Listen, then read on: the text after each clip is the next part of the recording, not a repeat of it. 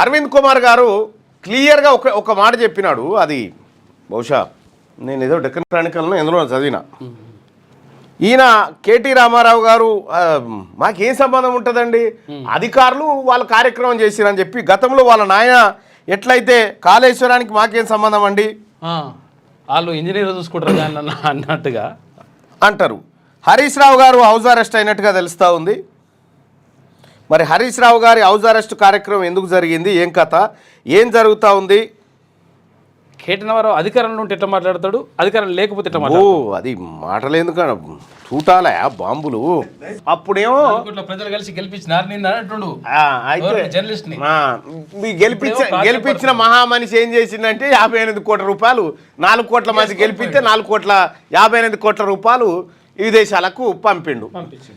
ఇక ప్రతిపక్షంలో ఉంటే రిక్వెస్ట్ చేస్తా ఉన్నా, ఆలోచించండి, ప్రాధాయపడతా ఉన్నాను మీడియా. అధికారంలో ఉన్నప్పుడు ఈ అహంకారం. ఇక్కడ ఇది క్లోజ్ చేయాలి.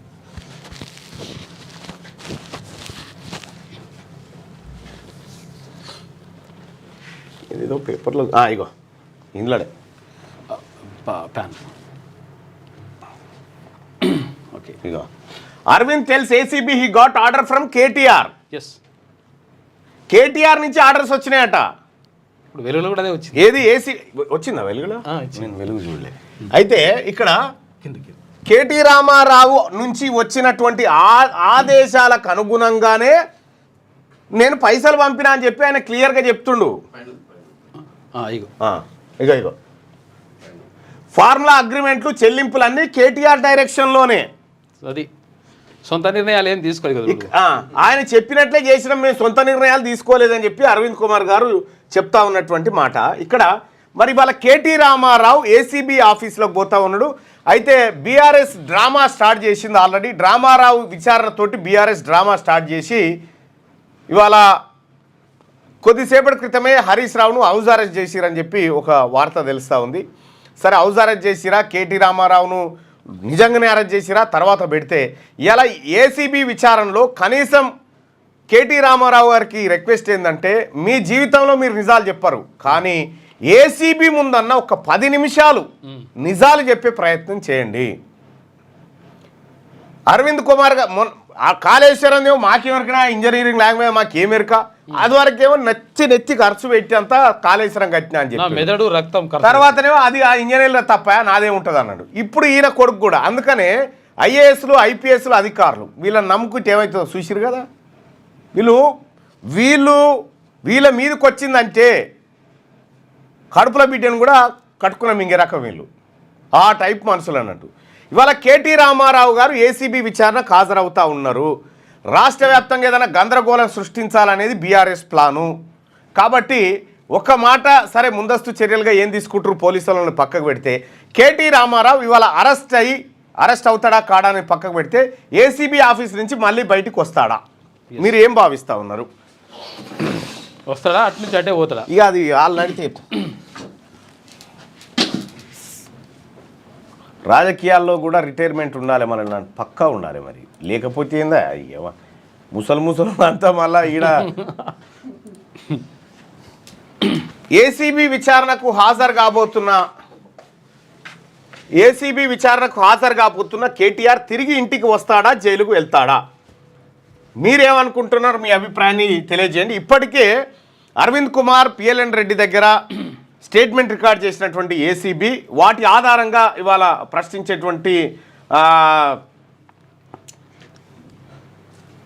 అవకాశం ఉంది. కాబట్టి ఏం జరగబోతా ఉంది, దీనిపైన మీ అభిప్రాయం ఏంది? ఏసీబీ విచారణకు హాజరు కాబోతున్న కేటీఆర్ తిరిగి ఇంటికి వస్తాడా, జైలుకు వెళ్తాడా? మీ అభిప్రాయాన్ని తెలియజేయండి. అలాగే మార్నింగ్ న్యూస్ చూస్తున్నటువంటి మిత్రులారా, లైక్ బటన్ని క్లిక్ చేయండి. అలాగే షేర్ బటన్ని క్లిక్ చేసి మీ వాట్సాప్ గ్రూప్లలో, ఫేస్బుక్లో, ట్విట్టర్లో కూడా ఈ అంశాన్ని చేరవేయండి. మీరు మీ ఓటింగ్ కోసం 1 నిమిషం కేటాయిస్తాను, దయచేసి ఓటింగ్లో పాల్గొనండి. నిన్న మనం పెట్టుకున్నటువంటి పోల్ ఒకటి ఉంది. ఒకవేళ కేటీ రామారావు జైలుకు వెళ్తే అత్యధికంగా సంతోషపడేది ఎవరు అనేటువంటిది మనం పెట్టుకుంటే మీ కడుపుసాల గుండా 196% మంది హరీష్ రావు హ్యాపీగా ఉంటాడని చెప్పారు మీరంతా.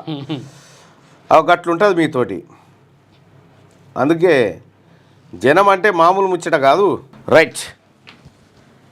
ఏసీబీ విచారణకు హాజరు కాబోతున్న కేటీఆర్ తిరిగి ఇంటికి వస్తాడా, జైలుకు వెళ్తాడా? ఇవాళ పులి వస్తాడు.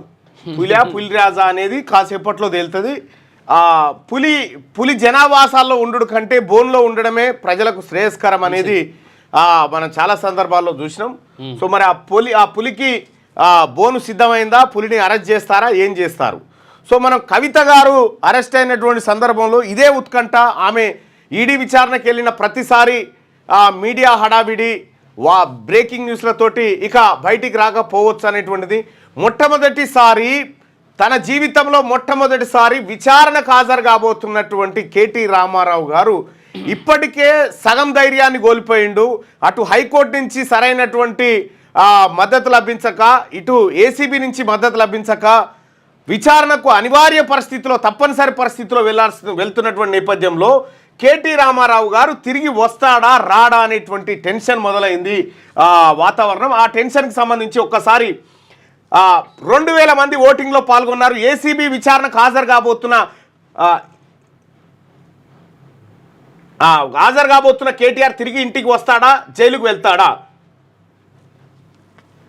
రైట్. 181% మంది జైలుకు వెళ్ళొచ్చు అని అభిప్రాయపడతా ఉన్నారు. ఇంటికి తిరిగి రావచ్చు అని ఒక 20 మంది అభిప్రాయపడతా ఉన్నారు. సరే, ఏం జరుగుతుందో చూద్దాం.